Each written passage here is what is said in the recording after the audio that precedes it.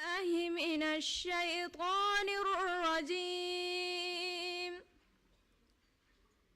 بسم الله الرحمن الرحيم. ولقد أنزلنا إليكم آيات مبينات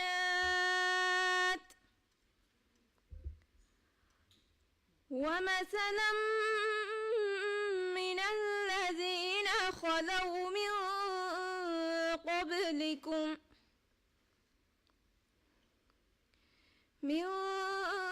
قبلكم وموعظة للمتقين.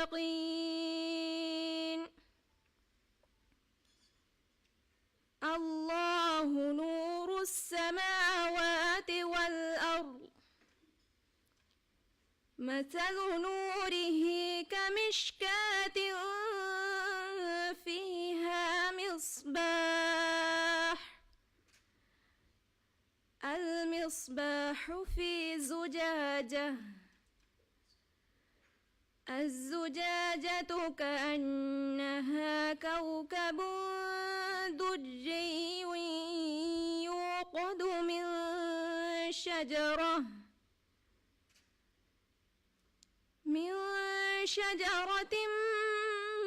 مباركة زيتونة لا شرقية ولا غربية يكاد زيتها يضيء ولو لم تمسسه نار نور على نور يهدي الله لنوره من يشاء ويضرب الله الأمثال للناس والله بكل شيء عليم. في بيوت أذن الله أن ترفع ويذكر فيها اسمه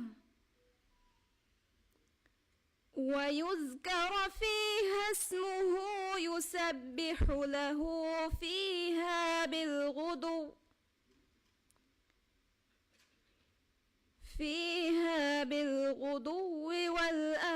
والآصال. صدق الله العظيم.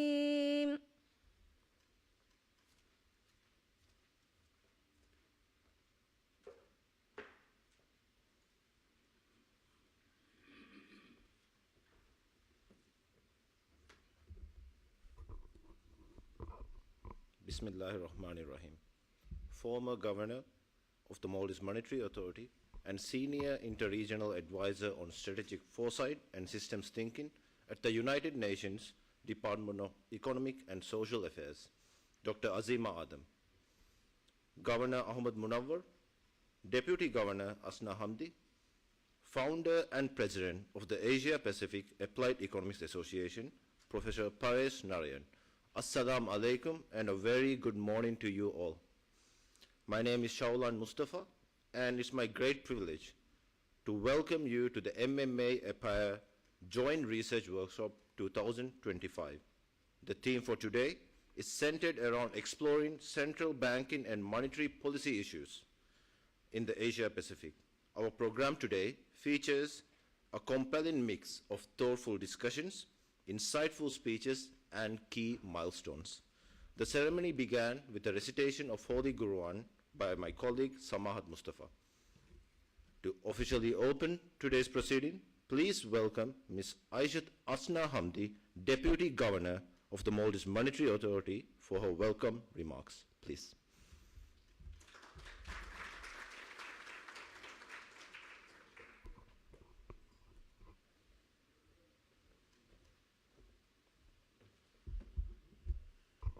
Thank you, Shaulan. Bismillahirrahmanirrahim. Governor of MMA, Ahmad Munawar, Chief Guest, our former Governor, Dr. Azima Adam, Deputy Governor of the Reserve Bank of Vanuatu, Dr. Michael Hillelan, Professor Paresh, President of Asia Pacific Applied Economics and Association, distinguished participants, and the dedicated staff of MMA. Assalamu alaikum.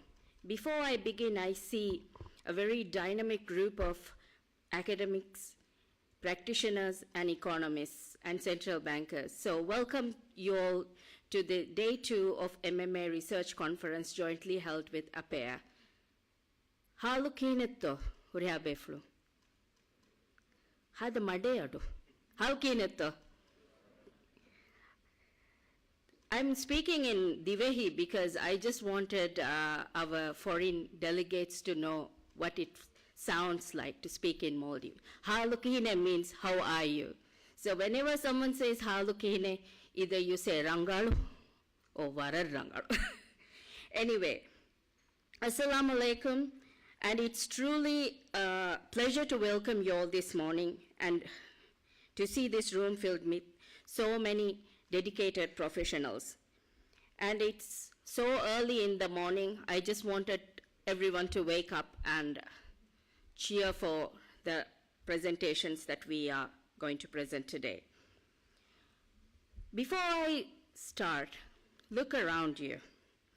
We are here gathered not just for a conference. It's to help and to shape the future of financial landscape. This is a gathering, it's crucial act of nation building and regional cooperation. For me, this is guided by 3 pillars. This is rigorous research, genuine collaboration, and along with it, we share a common purpose. For this important work, we couldn't have done it all along. So I extend my profound gratitude to the Asia Pacific Applied Economics Association, known as APEA, and Professor Paresh Narayan. Your partnership has been instrumental in elevating both depth and the reach of our research. We are also deeply honored by our distinguished guests. So let me say a few words about my former governor, Dr. Azima Adam. Your legacy and leadership is a constant inspiration, reminding us that strong, stable economies are built on foundation of vision, but now I know is also about strategic foresight. So thank you, Dr. Azima. And let me say, Dr. Michael Hillelan, we are truly grateful that you could join us all the way from Vanuatu, traveling to Maldives from the Pacific. I know it's not a small feat. So thank you. Your presence will always enrich our discussions with the wide Pacific from the small island economy's perspective. Ladies and gentlemen, so please join me in giving a huge round of applause to all of our distinguished guests, participants, and most outstandingly, my staff, the MMA staff who has tirelessly worked day and night to make this conference a reality. So thank you very much. Thank you. The heart of the matter, I'll always like to say, it's the human dimensions of finance. Our theme may revolve around central banking, monetary policy in central banking issues, and the Asia Pacific. This topic addresses vast and complex systems surrounding our central banks and all of our economies. But I must say, while we examine these issues in great detail, I want you to emphasize that their real-world impact on financial stability, on the development of financial sector, and above all, the people. Because for me, the core of finance lies in the most critical dimension, that is human inclusion. We are not merely managing econometrics aggregates, we are designing a system that must serve everyone, that leaves no one behind. When I say this, I think about the 1,000 Maldivian SMEs, 1,000 Maldivian mothers, and the home-based workers that they don't lack in ideas, but they lack the crucial inclusive finance that we offer to the public. And that's why we are here. Their potential is why we are here. True financial stability and development cannot be achieved when segments of our economies operate in the shadows. Our work on payment systems, credit registries, and digital infrastructure, this might sound like fancy buzzwords, but it's not for us. For us, it's the very bridge that connects our people to prosperity and fortifies our financial sector against the shocks that we may see. Our strategic imperative is in these pillars. This is why our commitment to research and development is not optional, but it's a strategic imperative. Inclusion, I say, is stability, because a system that is broad, deep, inclusive, inherently more resilience in times of financial shock and diverse financially literate population becomes our greatest shock absorber. For this, we need data. Data should be our compass. Research allows us to move beyond assumptions. It helps us to identify, as policymakers, that real geographical, technological, and regulatory barriers that helps people keep outside the formal financial systems. With data, policy becomes a precision tool. It also builds collective trust. When people see a system that is fair, accessible, and designed for them, it strengthens the trust which all financial system depends. So I hope that during the research conference and during our discussions among yourselves, we should be thinking about the real impact that we are creating through these conferences. For this, I must say, we have made significant strides in this mission, and today we celebrate key milestones.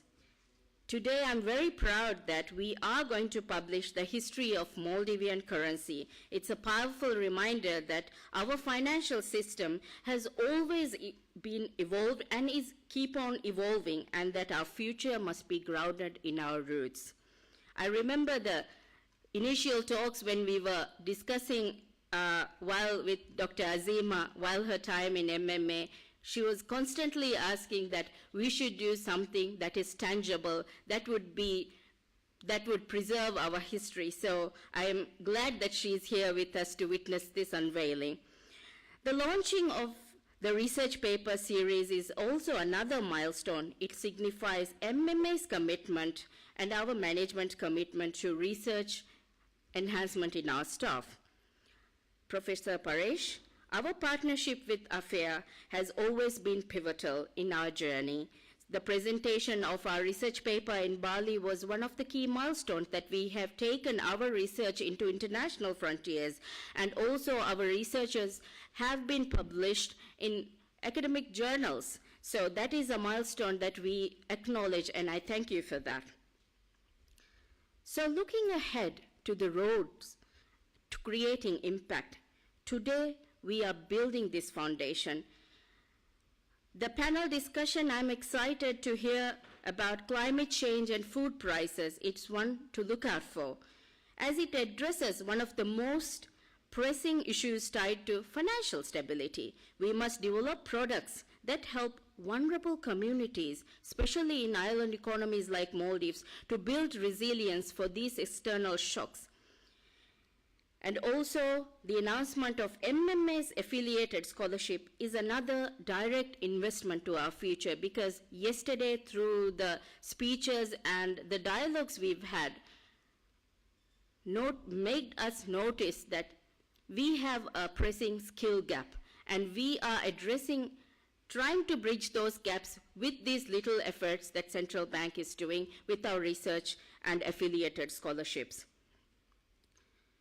So I think I have taken a lot of time talking about the vision, but let me also say, ladies and gentlemen, the success of this conference will not be measured in pages, but in progress. I'm echoing from our discussions we've had with the Minister of Education. It's not measured in pages. It's the impact that we are going to create. It will be measured by the entrepreneurs who gain access to the capital. I know there are so many bankers here. So by the families who gain means to save securely, and by the strengthened resilience of our nation. So through your expertise and collaboration, we should take it to the next level and demonstrate in its true sense that's the greatest strength of financial system and any economy is that we leave no one behind. So here's to meaningful minds discussing solutions and finding solutions for our island economies. On behalf of MMA, I thank you for your partnership in this vital mission. I wish you a great success and in this conference. Thank you so much. Thank you.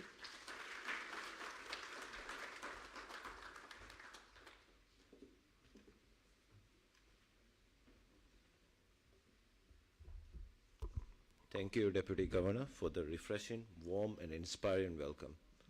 Ladies and gentlemen, in today's session, we are honored to unveil the MMA Currency Book, a remarkable tribute to our rich monetary heritage, capturing the story of our nation's currency and its evolution through the years. May I kindly request Dr. Azima to do the launch of the MMA Currency Book.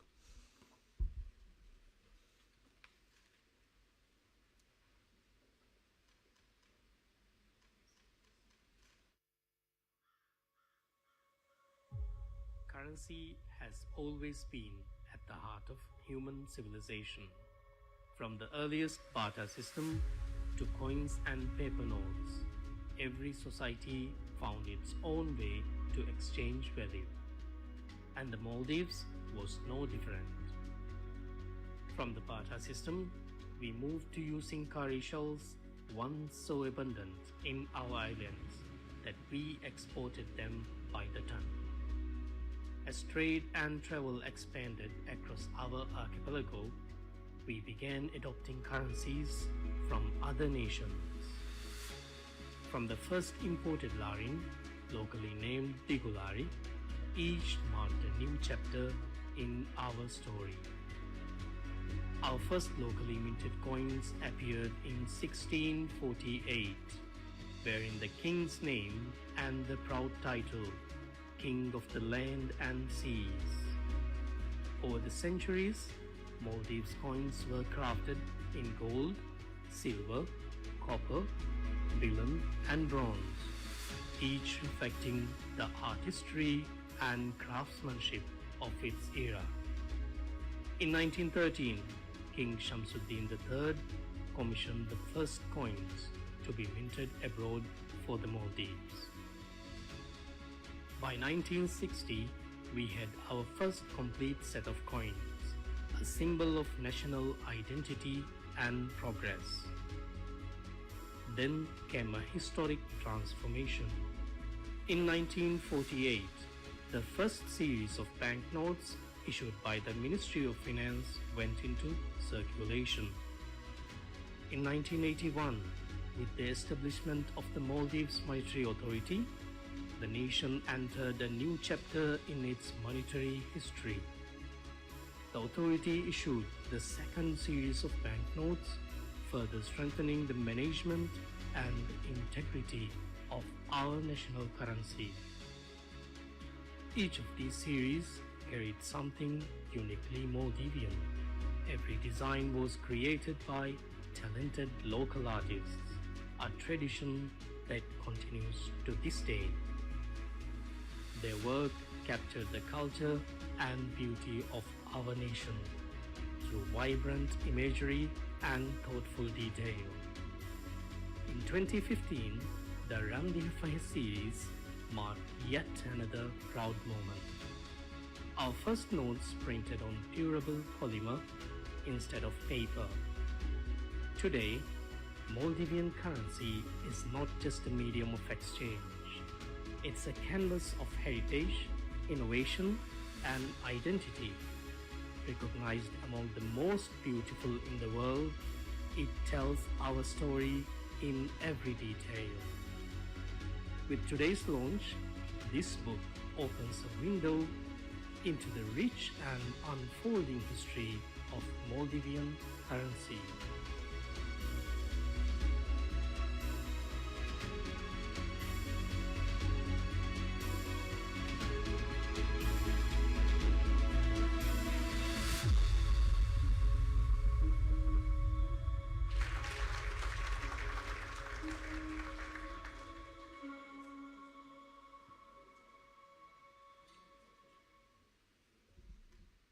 Thank you, Dr. Azima.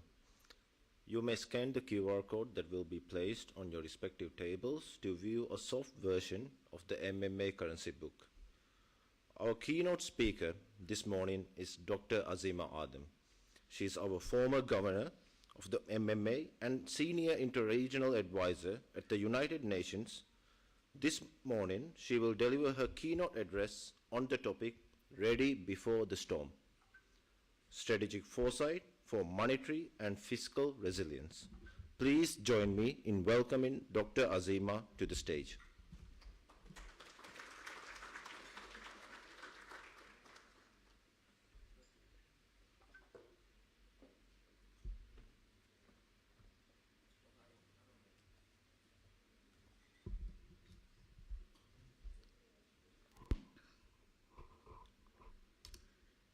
Bismillahirrahmanirrahim. Governor, Deputy Governor of MMA, Founder and President of APIA, Deputy Governor of Vanuatu, distinguished participants, and my dear colleagues at MMA, ladies and gentlemen, Assalamu alaikum warahmatullahi wabarakatuh. I have a speech before me, but maybe by design, the governor and deputy governor has made me quite emotional before my keynote speech, because today the currency book that was just launched, which I am grateful for the honor to be part of it, touches my heart. I really wanted the history of our currency to be out there, to be known to everyone. And one reason that we embarked on that was that we brought out, as you know, very beautiful notes in 2015. We had run the affair, and again, it was thanks to all of the staff of MMA that we made it very successful. And now I ask people, is there any talk about the currency notes? And when people say no, that is the true value of it, because people shouldn't be talking about the currency notes itself. So we know with the hard work of all MMA staff and with the encouragement of so many in the financial sector, we made that possible. But my point was that we should know our history. We should know that these are not just notes that have come out of nowhere, that comes out of several years of currency in many different forms. And we want our young people, our future, to know where we come from. So we are always reminded, and we are always grounded on the reality, and we can make things better. So I want to thank the, MMA, all the staff of MMA, especially the governor and deputy governor for that. And the second thing today that's been launched, again, we started MMA research papers when I was the governor. And for me to turn that, to see that yesterday turn to a research journal is also a dream come true. And seeing all the research work, that really touches my heart. That is the true development that we need to see at the central bank. So I just want to mention that before I start.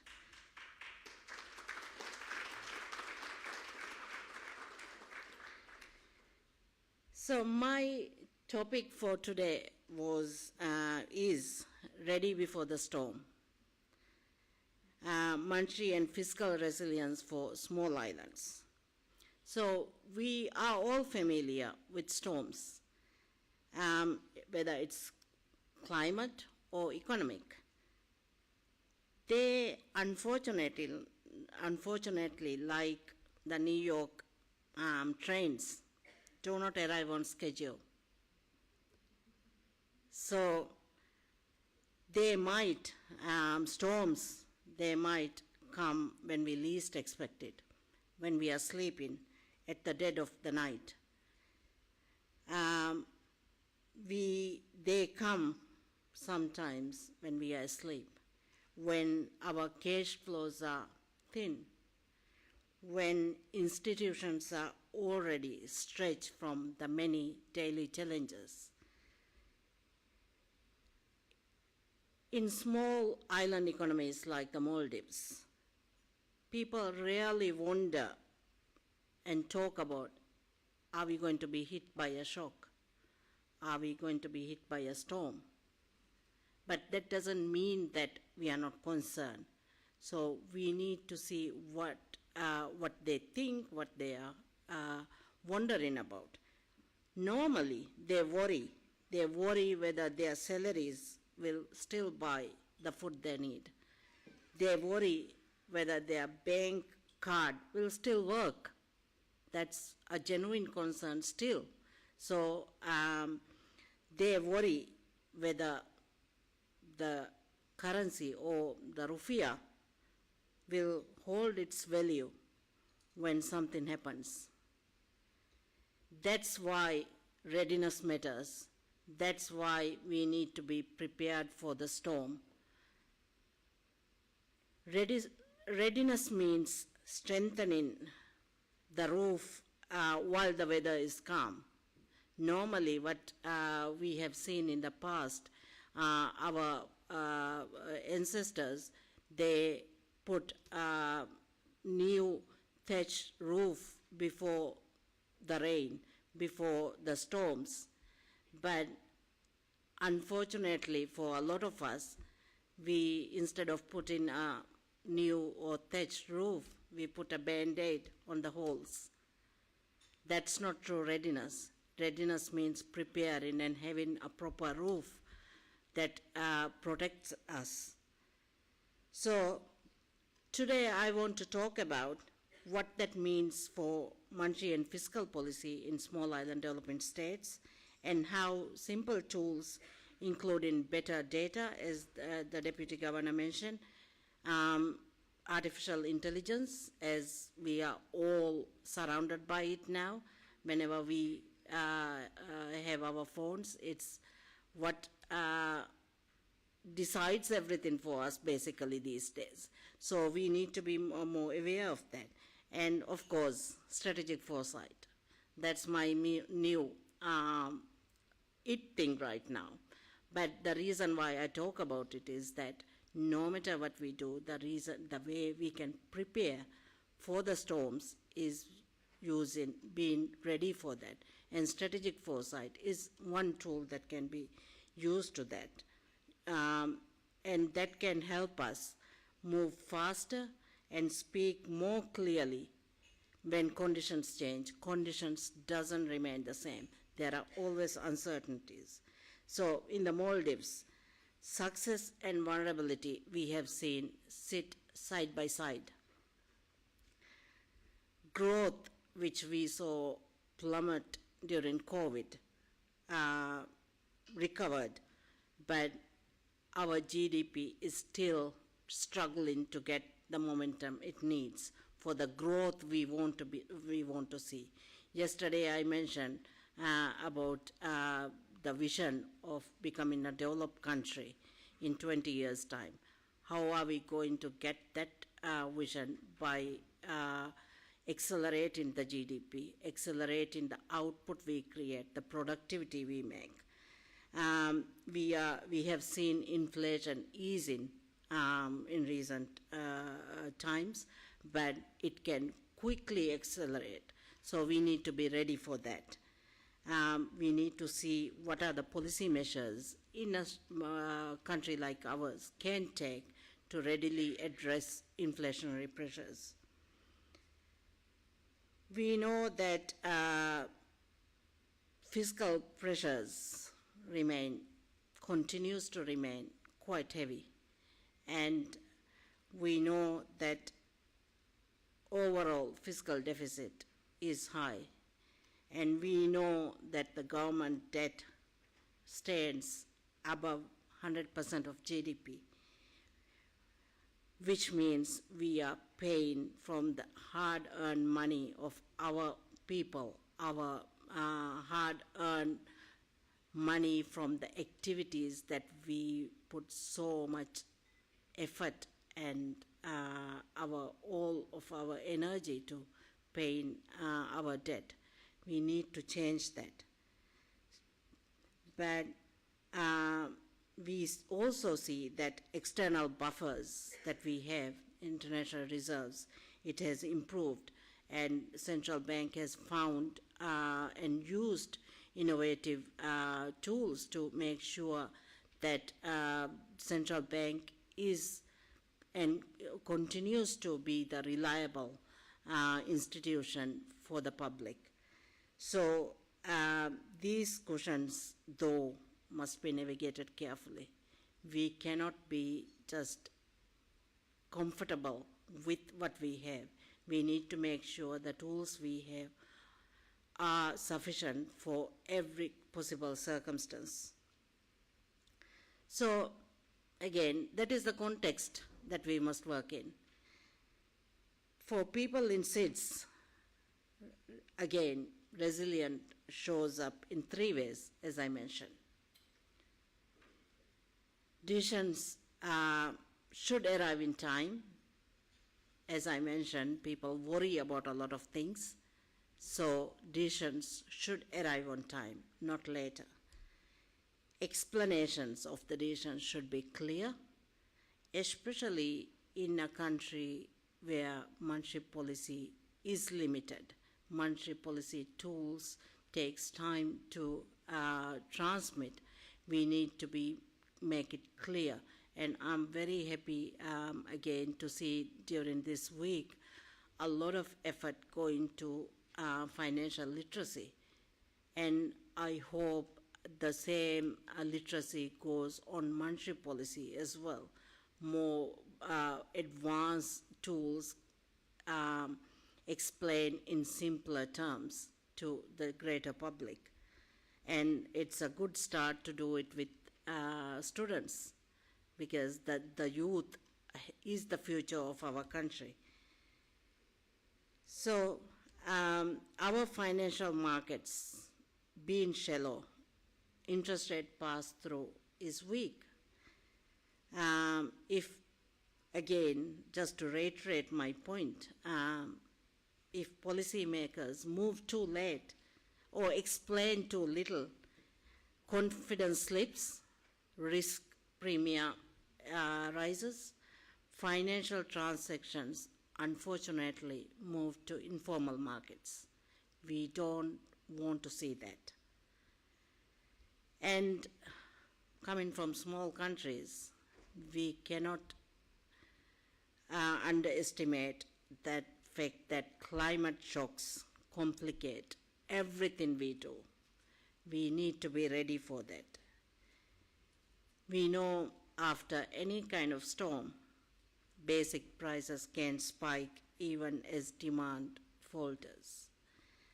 Payments can falter even when there is enough liquidity in the system. People do not experience these as separate monetary or fiscal issues. They ask 3 very practical questions. Can I pay? Can I be paid? Will the money I hold keep value? So the reason I keep repeating this is that in its simplest terms, these are the simplest basic concepts that people want our institutions to support them on. So no matter what sophistication we bring to our policies, we need every moment in time answer these basic questions. We cannot predict every shock, but we can shape frameworks so that when stress appears, we move early, we speak plainly, and keep confidence intact. For small islands, the exchange rate anchor sits at the heart of stability. To keep the anchor credible, rates, liquidity operations, and foreign exchange actions must pull in the same direction. In 2024 MMA had a accommodative stance to support the economic growth and mitigate the foreign exchange pressures, adjusted reserve requirements, and undertook many measures that supported the not just the financial sector but the broader economy. And I always strongly believe that central bank in small countries, monetary policy in small countries should not just look at narrowly at the central bank and the financial sector, should always be there to support the broader economic growth, support the well-being of the people.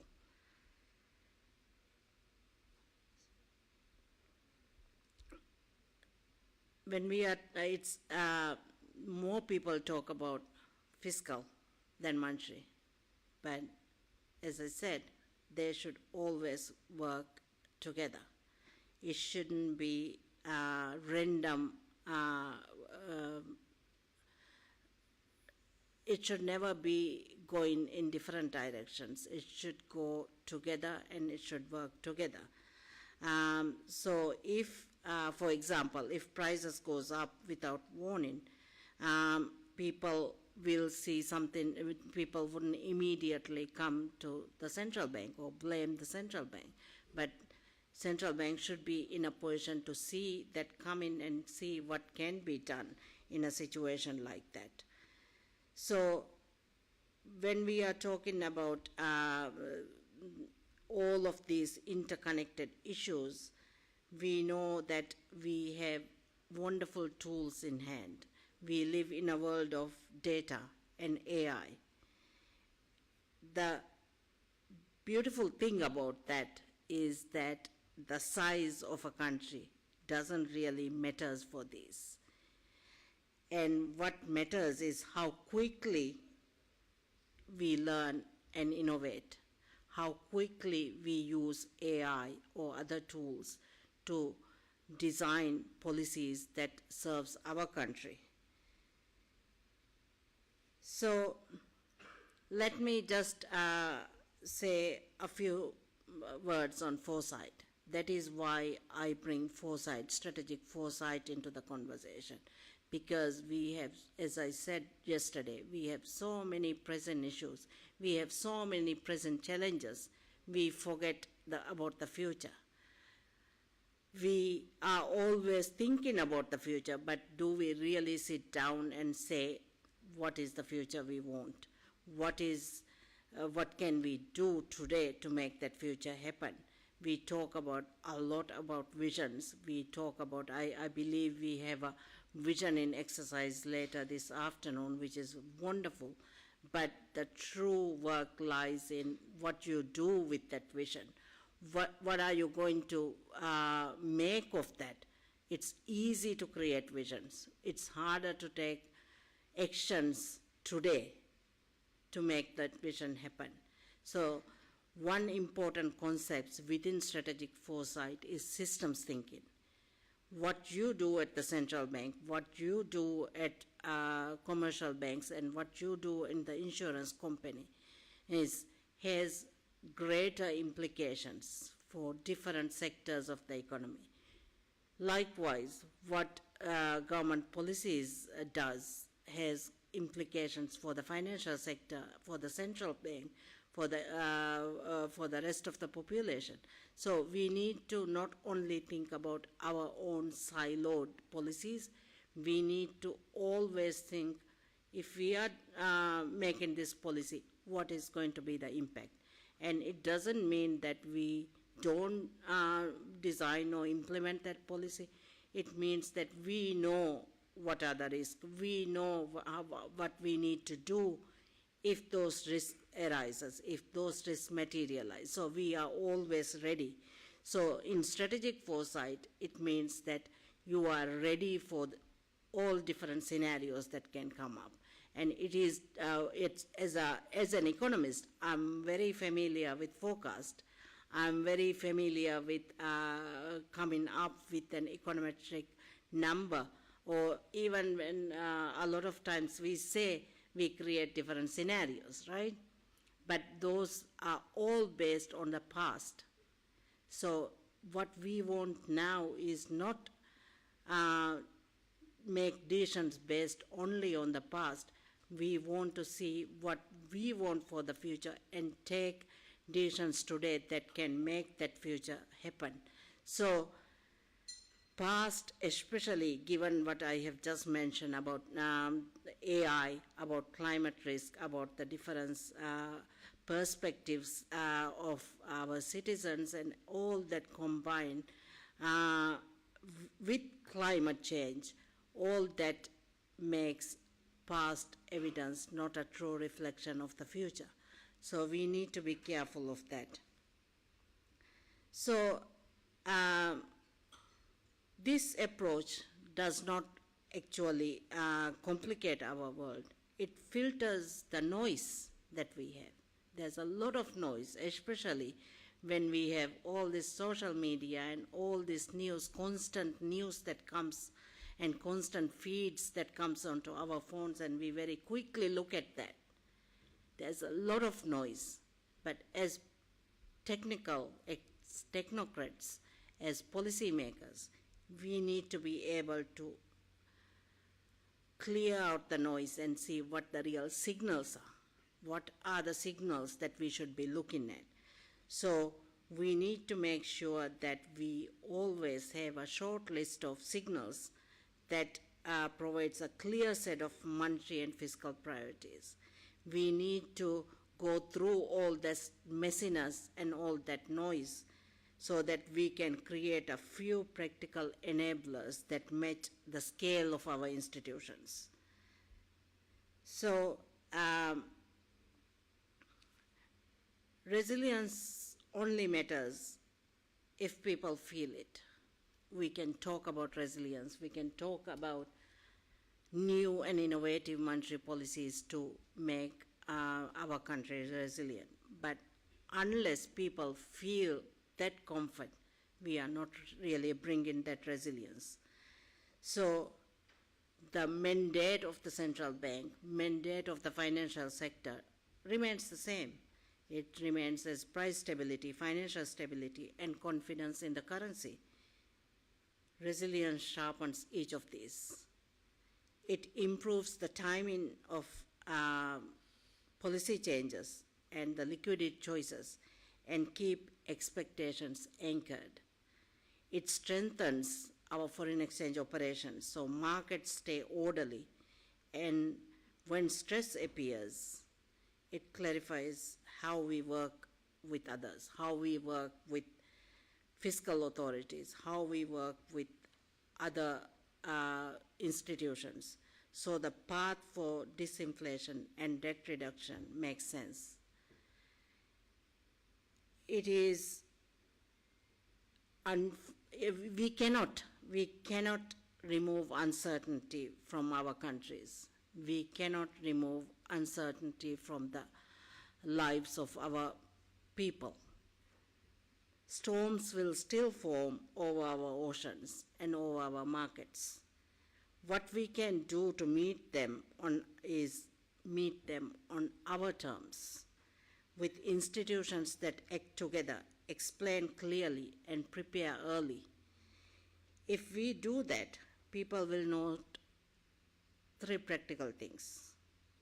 Prices that move within a range that they can live with. Prices are going to change, but we need to make sure that they move within a range they can live with. Payments systems that keep working, that they don't think about that. And a currency they feel safe enough to hold through the night. So we should always meet our future ready. We should not be caught off guard when future comes. We should face the future ready. Thank you very much.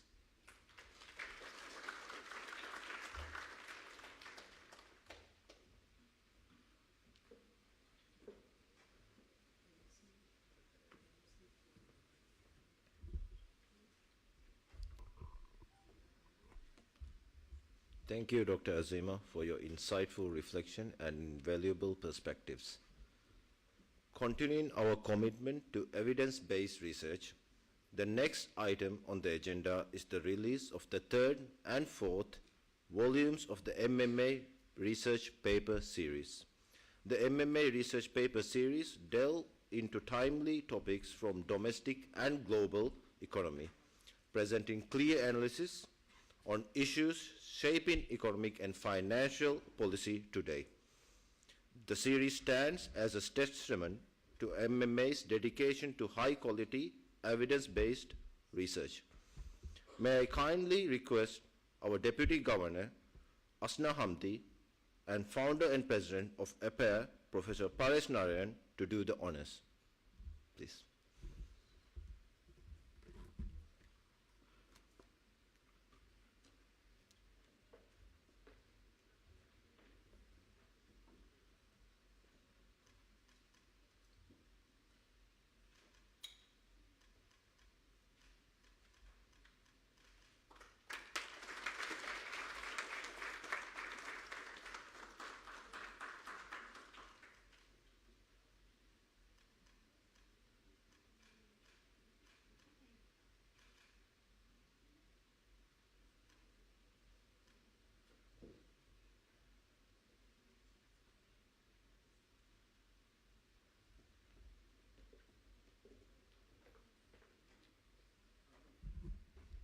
Thank you, Deputy Governor. Thank you, Professor. Next, it's my pleasure to welcome back Professor Paresh Narayan again to the stage to share his opening reflections. Thank you.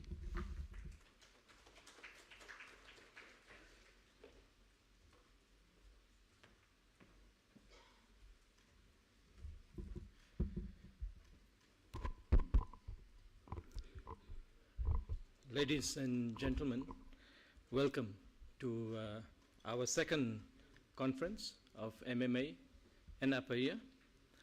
Allow me to acknowledge the presence of the Governor, Governor Munawar, the Deputy Governor, Ms. Hamdi, the former Governor from whom we just had a very inspiring speech, Dr. Azima Adam. Thank you for your inspiring speech. The CEO of SME Digital, Mr. Hassan, thank you for joining us. My good friend from the Pacific Island countries, Dr. Michael Hillian, the Deputy Governor from the Reserve Bank of Vanuatu, thank you for joining us. The Governor Letlet was here last year to give a keynote speech, so we really appreciate the presence and the interest of Reserve Bank of Vanuatu in the work we do.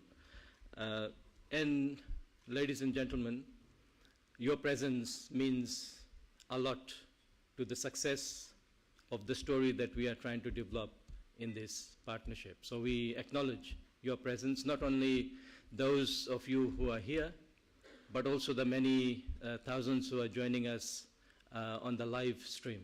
We welcome you all to this conference of ours. It is always challenging to give a speech when you already have two very inspiring speeches before you. So sometimes it makes it easier, but sometimes it also makes it challenging because you need to create the innovation in terms of how we want to create impact. And you had very impactful speeches from the Deputy Governor as well as the former Governor. So as I was thinking about what to say and what to reflect on, which also sets in motion a motivation for all of us to reflect on and to also take stock of what we are doing as central banks. So I thought I should begin, before I talk about the MMA APAIR partnership, why we are doing all these things, what does it matter to you, as well as to the central banks in the region. I thought before I do that, I should talk about APAIR first, because not all of you may be aware of APAIR. as an organization.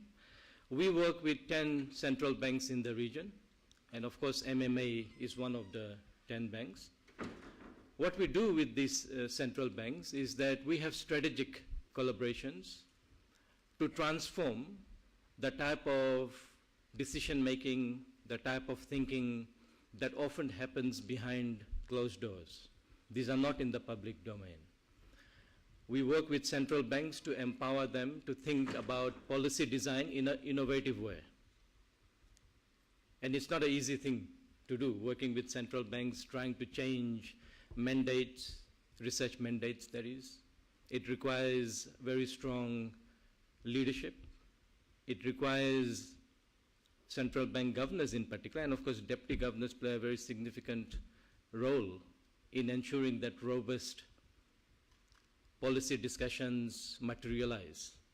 And some of those things you heard from Deputy Governor's speech earlier today. So it's not an easy task trying to influence change. It becomes easier, though, if the governors are innovative, are prepared to undertake changes, if his or her senior management team are willing to undertake changes. And Maldives is a prime example. MMA is a prime example of leadership that is willing to change the status quo. And I will return to that later once I have given you a bit more information about what Upper Year is. What we have done since we began working with central banks in 2018, we have written, jointly with central bank economists, over 130 research papers. These are policy research papers. These are research papers that are co-designed with the central bank research mandate in mind. These are not imposed. These are not academic exercises per se. These are co-designed. What it means is that we discuss what the core challenges of central banks are. We identify what the macroeconomics, the central banking policy mandates are. We identify what the priority research areas are. Then we co-design it. We write proposals jointly. It starts from day one. We sit together and we work together in formulating the ideas. What does it do? It gives ownership. Apart from ensuring that there is an output that has ramifications for policy design, it also gives ownership to the central bank economist. We have over 130 such policy papers over the last 7 years. That's a massive amount of work. We just took stock of the research that we are going to do in 2026 with central banks. Yesterday when we had the break over coffee, we sat with the Upper Year team. And you know, for 2026, we'll be working on 31 joint research papers with central bank economists. That's the minimum. And I asked the team to provide me with an Excel file so that I can start to connect with the central bank so we can have these meetings, the co-designing meetings. But that's the volume of work we do. We, of course, don't show off that on social media because that's not our style. But I thought I should make mention of that because that represents a very significant, transformative, strategic goal of the association. And that's only with the central banks. We, of course, work with other financial institutions like the National Provident Funds, the SME sector, etc., etc. I'm not talking about those. This is only with the central banks. 31 research papers, minimum. And I know there will be more coming with Maldives. I haven't counted that in that. That should give you a sense of the type of policy research that we do with central bank economists in the region. We also engage in capacity building. One of the things that APEA stands for very strongly is not only doing joint research, but also empowering that this generation of researchers become ultimately independent researchers. We empower them. We share knowledge. Knowledge not only includes data, but the methodologies. Of course, in APAIA, we do create methodologies, different econometric models. One of our strengths is we have created many forecasting models, many models that allow you to set prices, price-setting models. We've worked with central banks and other policy institutions to create those type of models. So we are also, in a way, part of the movers and shakers in this field. So we empower the policymakers to take matters into their own hands, become independent researchers, and also collaborate internally. Training of the trainees. It is that model that we promote. So it's not only about joint research. It is about how we translate that joint research into a sustainable ecosystem of human capital, which comes out of the central banks, spills over into other sectors of the economy.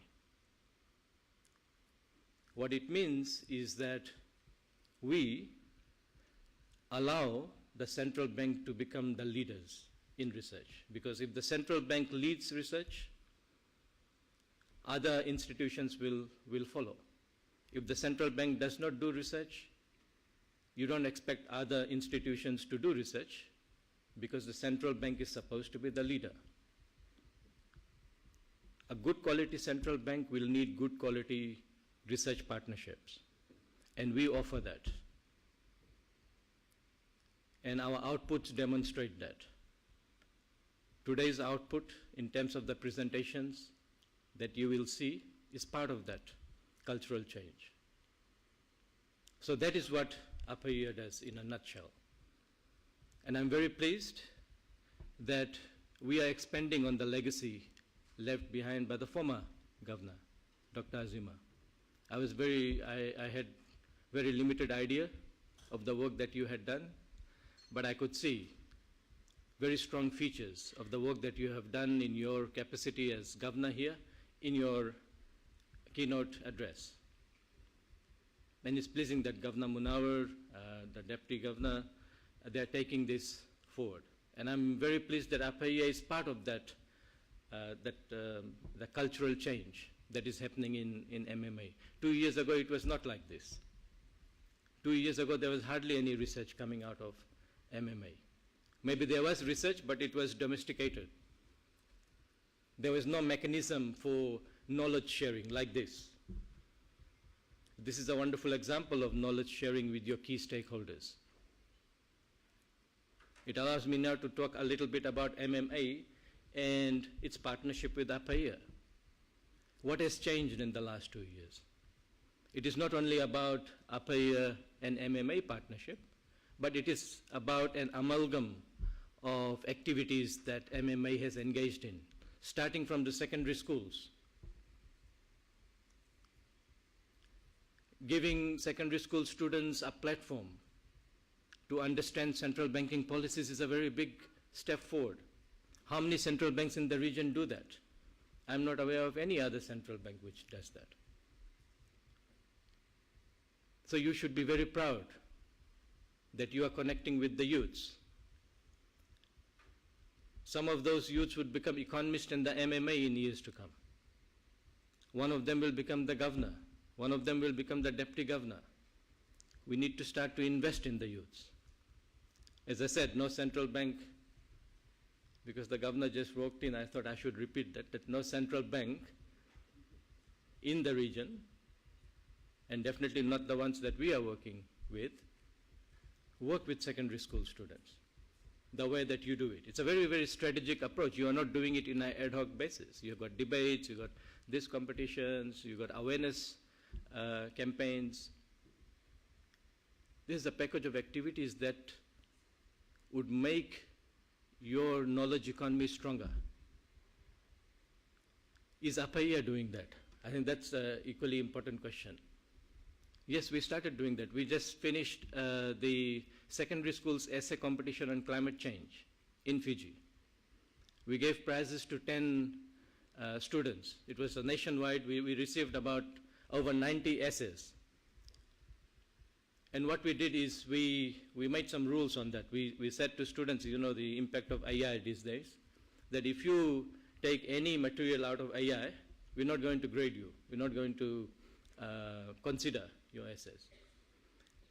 And the other condition was that the essay needs to reflect their own experience with a climatic condition, whether it be a flooding, whether it be a cyclone, how they were affected, how their families were affected, how their grandparents were affected.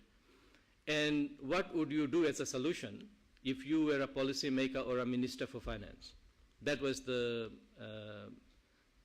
way we encouraged that competition. And we got some very brilliant ideas. We thought it would be a top 3 essay competition, like we give prizes to the 3.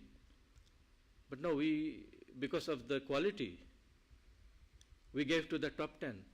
So we had a function to do that in Fiji. We used Fiji, for those of you who don't know, I'm from Fiji. A little bit of Fiji bias is always there. So I trialed that with Fiji. Over 91, you know, very impressive. And we want to, of course, talk to other countries, particularly the Maldives. You're already working with secondary school students for doing something very similar. So we are doing that as an association because we believe that the youths are where we need to invest. Our human capital profile needs to be developed with our investments in the youths. And the fact that the central bank is doing here, you should take many, many credit for that. And I think we should clap for that, for Governor Munawar's leadership on that.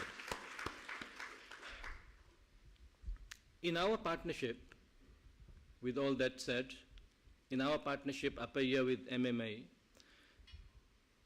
the question should be what we have done and why we are doing this.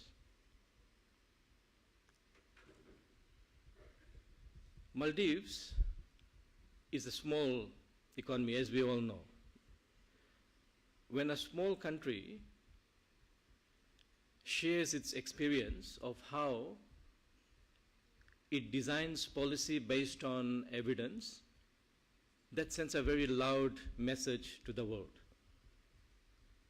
And that's what we started to do with our research. It's gaining a lot of traction. It's gaining a lot of visibility through the publications that we are doing with these papers that we are working on. The experience of Maldives is something that the world, particularly the small island economies, look forward to. Because not everybody's got ideas in terms of solutions. And because we are co-designing these solutions, it offers an innovative way of looking at the same sort of issues that are faced by other small island economies. So Maldives, with MMA, is now taking a leadership role in influencing public policy design in small island economies. Vanuatu is a very good example. Fiji is a very good example. Solomon Islands is a very good example. We have many, many island economies in the Caribbean, for instance. There are 40 small island states that's surrounded by ocean. So when we say global impact, this is the type of impact that we are talking about. We have, of course, our own challenges. But creating that kind of research infrastructure, we saw yesterday the launch of the MMA Research Fund, for instance. That's a very innovative way of bringing locals and international partners together to create a robust and sustainable ecosystem of research that will lead to knowledge transfer. So again, MMA having a research fund, having a launch of the journal yesterday. We had the launch of the magazine yesterday, which becomes quarterly as a way of communicating activities of the central bank and the macroeconomic, the central banking issues faced by the country, translated into summarized versions and communicated to the public. Central bank, one of the other mandates of the central bank is to be able to effectively communicate with its stakeholders. That includes the person on the streets. And that magazine is a step in that direction. So you see, it's and today's launch of the book, the launch of what used to be, Dr. Azima, you started that working paper series, which has been converted now to a journal. These are an amalgam of activities undertaken by a very small central bank. And when you look at it, and who else is doing it in the region, there's no one who is doing this full scale. There's bits and pieces. Some central banks have got journals, but they don't have the research fund. But here you have all the things connected. And that, to me, defines a very, very robust knowledge economy. Now, we have to be careful going forward, because we have to make it sustainable. We can't start and then stop. That is going to reflect very poorly on MMA. So here are some challenges. Of course, all these good things we are doing. First is to make it sustainable. The second is, whenever we do research, we cannot compromise the quality. Low quality outputs, low quality publications are going to create a negative image of the central bank. As a central bank, anything you do will be in the public domain. You will have to take ownership for any research grant you give, for any publication that comes out of it. And APA's role is to work with you to ensure that your reputation as a central bank is maintained. And that is what we have been doing in this partnership as well. And also thank you, Governor, for including me as a member of your board, the MMA Research Fund. I'm very, very honored to be part of the board, to help in this type of research discussions and developing a very robust research agenda that we all should be proud of. So APA is also contributing by being on your board. So this is what we are doing. And how will this matter to you? And I will finish by addressing that point.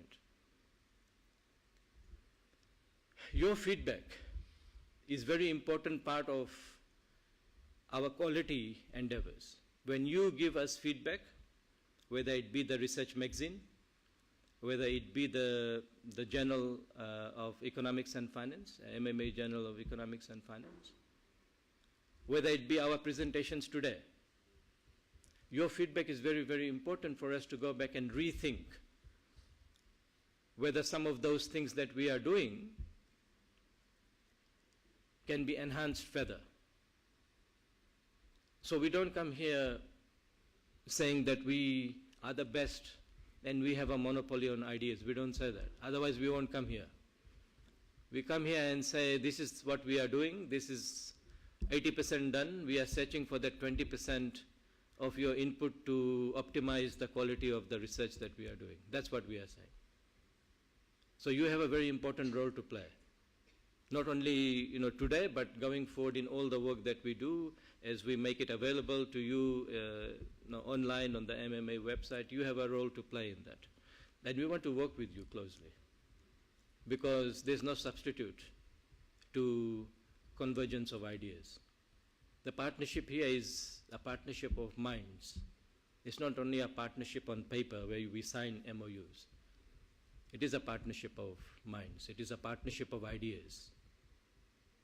When we have that kind of partnership, new things will come. And we should be prepared, like innovative leaders. They do innovative things. They don't only say things, but they demonstrate it. Sometimes this means changing existing legislations or acts. And I know that at least one bank working with us is now in the process of changing certain legislation so that they can expand the type of collaboration they want to do with us. So it is about that. That is also leadership.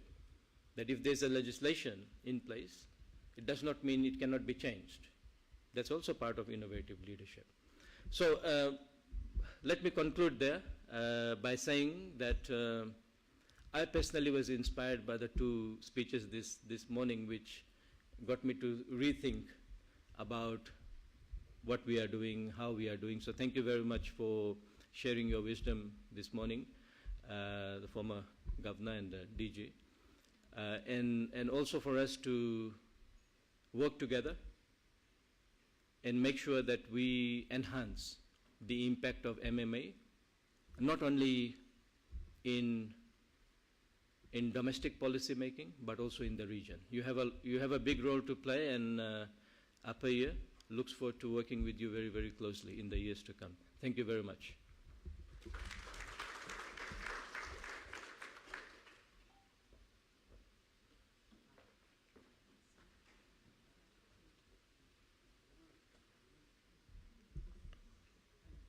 Thank you, Professor Paresh, for your inspiring and forward-looking insights.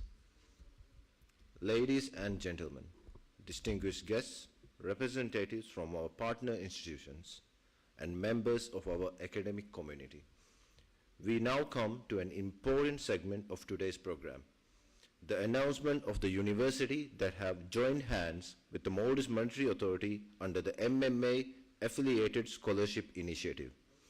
This initiative reflects the shared commitment between the MMA and our partner universities to expand learning opportunities, strengthen research collaboration, and support the development of future leaders for the Maldives.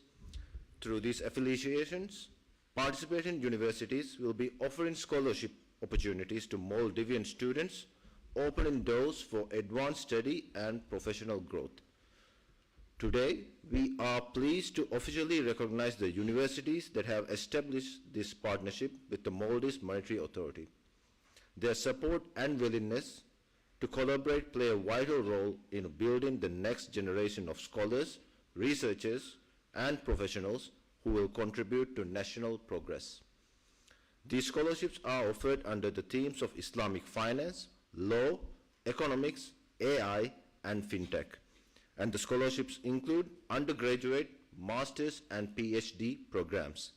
In appreciation of their affiliation and their generous offer of scholarship opportunities, the MMA will now present each partner institution with a certificate of appreciation. I would like to invite Governor Ahmed Munawar onto the stage to present the certificates of appreciation to our affiliated partners. Thank you.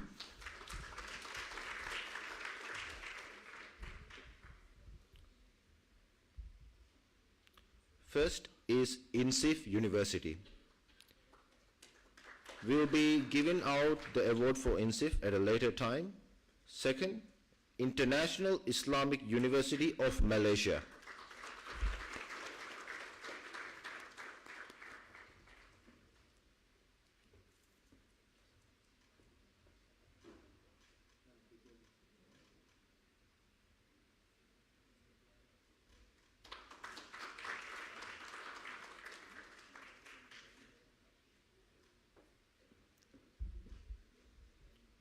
University Kebangsaan, Malaysia.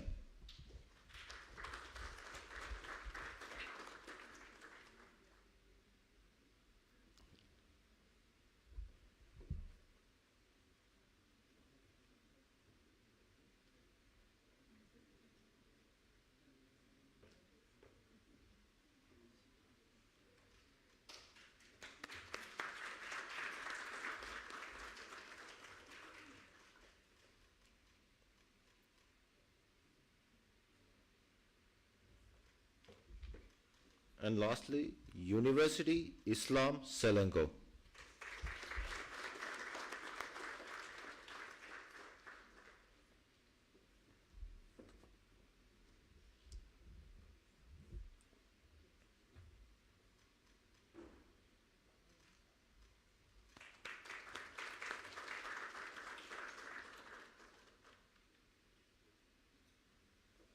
Thank you, Governor.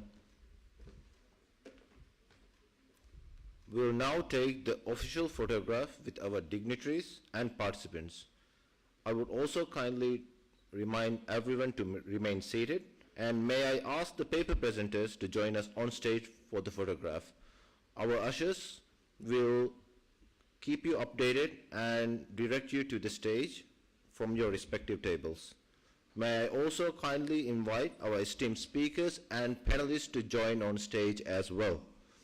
I would also like to request our Honorable Chief Guest, Minister Dr. Azima Adam, Governor Ahmad Munawar, and Deputy Governor Asna Hamdi to join for the photograph as well.